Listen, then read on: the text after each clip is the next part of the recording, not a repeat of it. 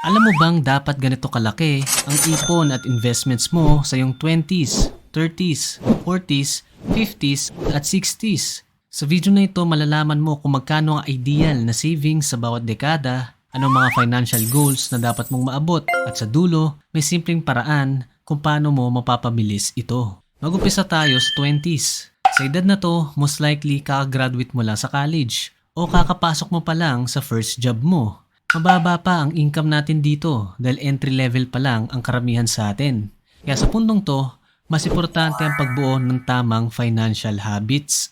Ideally, magandang target ang at least 10% savings rate sa 20s mo. Pero kung hindi pa kaya, okay lang magsimula sa mas maliit. Ang importante ay masanay ka magtabi ng pera at unti-unting taasan ito habang tumataas din ang income mo. Main goals in your 20s. Number 1, develop financial habits. Matutong mag-ipon, mag-budget, at mag-track ng pera para alam mo kung saan ito napupunta kada buwan. Number 2, avoid consumer debt. Iwasan ang mga utang para lang sa luho, pampa-impress, o para makasabay lang sa uso. Okay lang mag-reward sa sarili paminsan-minsan.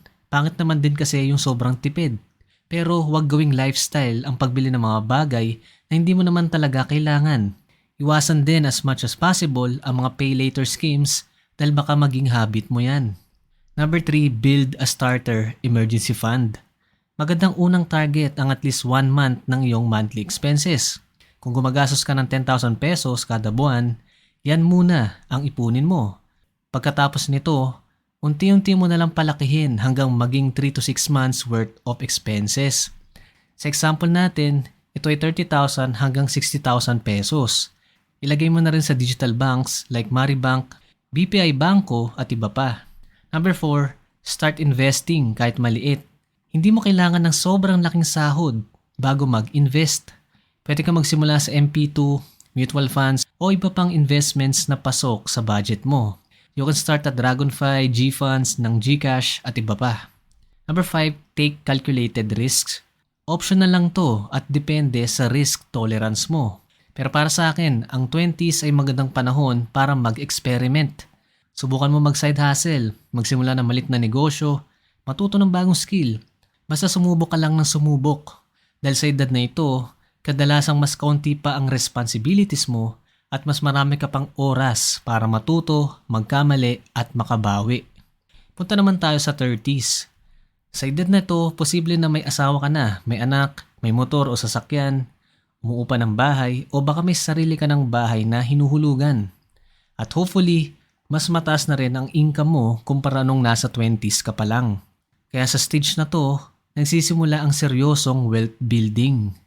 As a rough guideline, magandang target ang magkaroon ng total savings at investments na katumbas ng 1 taon ng iyong income. Halimbawa, kung kumikita ka ng 50,000 pesos kada buwan, so 600,000 pesos ang target mo. Pero, hindi ibig sabihin nito na puro cash ang hawak mo. Kasama na rito ang savings at investments. Ideally din, dapat ang savings rate mo is at least 15% o higit pa. At dahil malayo ka pa sa retirement, pwede ka pa rin mag-focus sa growth investments tulad ng stocks, index funds, mutual funds, even MP2 at iba pang investments na bagay sa risk tolerance mo. Kung noong 20s mo ay nagsimula ka palang mag-invest, sa 30s mo naman magandang pag-aralan kung paano i-diversify ang pera mo para hindi lahat nasa isang basket lang. At kung hindi mo pa natatapos ang emergency fund mo, magandang tapusin o palakin mo na rin ito. Lalo na kung freelancer o self-employed ka, mas okay na up to 1 year worth of expenses ang emergency fund mo kung ganito. Main goal in your 30s. Number 1, iwasan ang lifestyle inflation. Hindi porket tumaas ang sweldo mo ay dapat tumaas din agad ang lahat ng gastusin mo. Number 2, increase your savings and investments.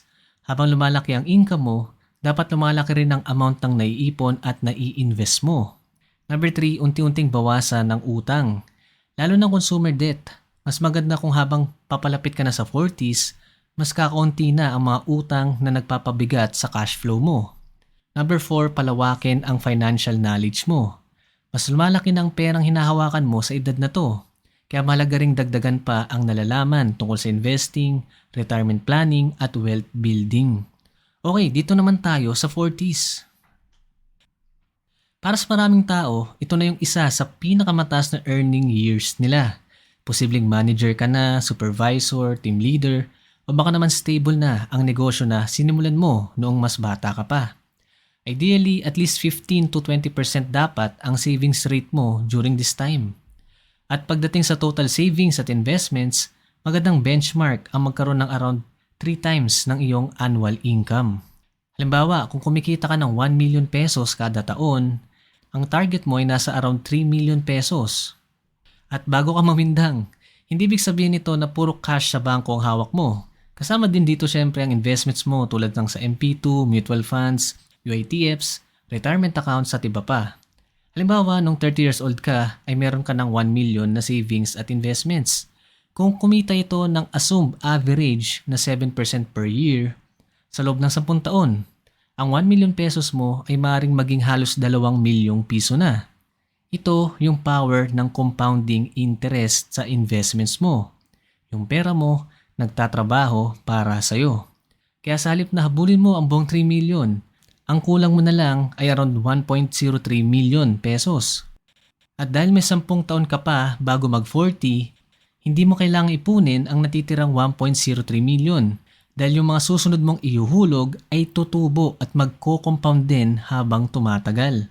Kaya kung kumikita rin ng assumed average na 7% per year ang bago mong investments, nasa around 6,000 pesos kada buwan na lang ang kailangan mong idagdag para maabot ang target na 3 million pesos pagdating ng iyong 40s. Yan ang power ng compounding. Hindi lang ikaw ang nagtatrabaho para sa pera mo, pati ang pera mo ay nagtatrabaho rin para sa'yo. Main goals in your 40s. Tapusin o bawasan ang malalaking utang. Kung may housing, car loan o iba pang malalaking obligasyon, magandang target na malapit mo na itong matapos sa dekadang ito.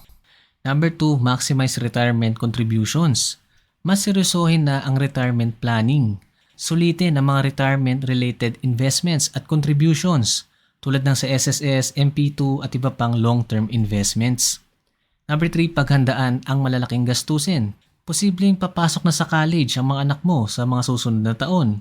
Pwede ring renovation ng bahay, pagtulong sa magulang, o iba pang malaking financial responsibilities. Number 4, continue growing your income. Kahit mataas ng income mo ngayon, huwag pa rin tumigil sa pag-improve. Dahil mas mataas ang income, mas malaki rin ang kakayahan mong mag-ipon, mag-invest at bumuo ng wealth. At pagdating mo sa susunod na dekada, dito na mas nagiging seryoso ang usapan tungkol sa retirement.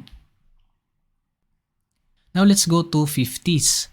Sa edad na to, posible na nasa pinakamataas ka na ring earning years mo. Baka senior ka na sa trabaho, executive o kaya naman matagal nang tumatakbo ang negosyo mo. Pero kasabay ng mas mataas na income, mas nagiging seryoso na rin ang paghahanda para sa retirement. Bilang rough guideline, magandang target ang magkaroon ng total savings at investments na nasa around 6 times ng iyong annual income. At kung kaya pa ng budget mo, ideally, dapat 15 to 30% ang savings rate mo habang papalapit na ang retirement. Main goals in your 50s, continue growing your income. Kung pakiramdam mo ay kulang pa ang retirement fund mo, huwag matakot humingi ng raise, promotion o maghanap ng mas magandang opportunities. Sa edad na ito, malaki ng value ng experience at expertise mo. Number 2, review your savings and investments. Ito na yung panahon para tingnan kung sapat bang naipon mo para sa retirement goals mo. May mga adjustments ka pa bang kailangan gawin? Number 3, prioritize stability. Pwede pa rin naman ang mga growth investments pero kadalasan, mas mahalaga na ngayon ang stability at cash flow. Pwedeng MP2, bonds, dividend-paying investments, time deposits, o iba pang mas conservative na options depende sa sitwasyon mo. Number 4, iwasan ang get-rich-quick schemes. Importante naman ito sa lahat ng edad, pero mas mahalaga ito habang papalapit ka na sa retirement. Ayaw mong ilagay sa peligro ang pinaghirapan mong savings sa loob ng maraming dekada dahil sa scam, sugal, o get-rich-quick schemes. Number 5, plan your retirement income. Saan ba manggagaling ang pera mo kapag tumigil ka ng magtrabaho? SSS pension, rental income, business income, dividends at iba pa. Now, bago tayo pumunta sa 60s, kung gusto mong laging updated sa ganitong content, like and subscribe at pakit na rin ang notification bell. Salamat!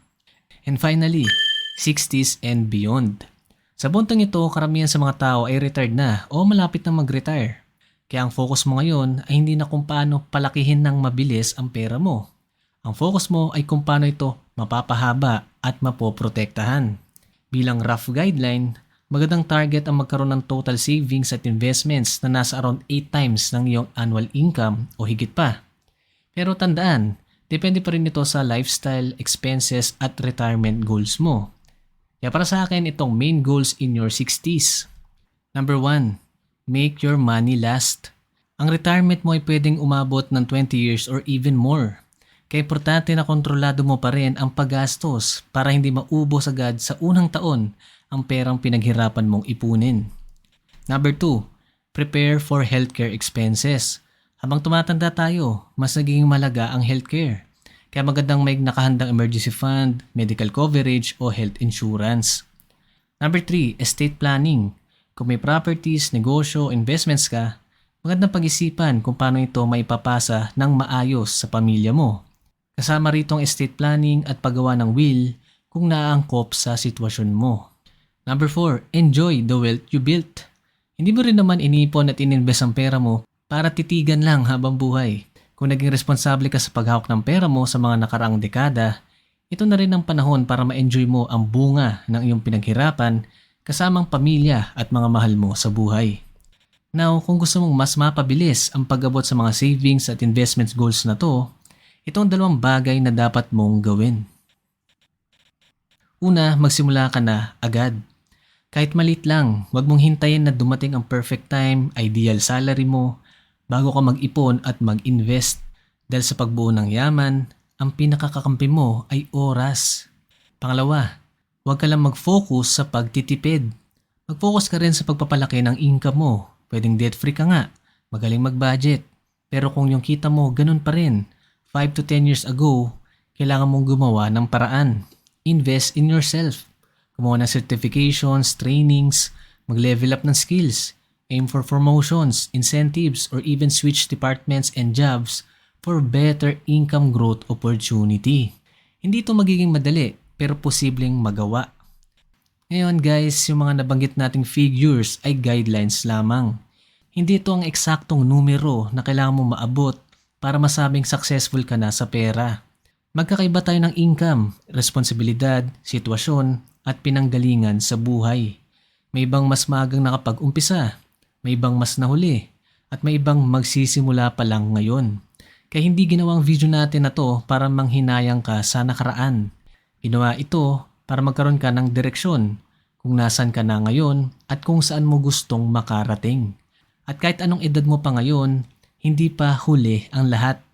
Ang importante ay magsimula ka. Dahil habang may oras ka pang kumilos at mag-improve, may pagkakataon ka pang mapabuti ang iyong financial situation. At kung gusto mong subukan ng mga digital banks at Dragonfly na nabanggit natin kanina, may mga details ako na nilagay sa description kung gusto mong i-check. Optional lang to kung trip mo. Kaya kung gusto mong malaman kung paano mag-invest kahit maliit lang ang kita mo, panoorin mo na itong susunod na video sa iyong screen. Click mo na. Watch now.